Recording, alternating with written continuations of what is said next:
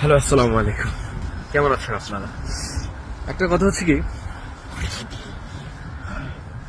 আমি খুব তাড়াতাড়ি ঘুম থেকে ওঠার চেষ্টা করি, প্রতিদিনের মতো আজও উঠি। এবং আজকে যখন আমি ওঠার পরে একটা রেস্টুরেন্টে যাই, কফি খাওয়ার সময় খেতে খেতে ভাবতে লাগলাম যে বাংলাদেশে আমি যখন ওইখানে একটা টঙে বসতাম বন্ধুদের সাথে, তো ওদের সাথে একটা খোঁজ গল্প কথাবার্তা তো হতোই।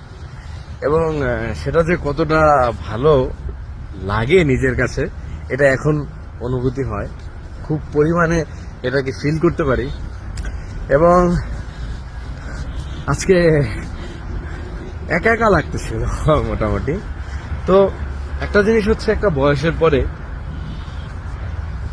বন্ধুরা হারিয়ে যেতে থাকে, আর ফ্যামিলি থেকেও বহু দূরে যাওয়ার ইচ্ছা করলেও যাওয়া যায় না।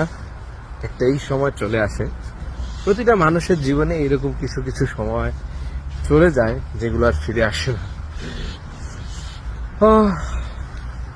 এই নিয়েই তো জীবন, তাই না?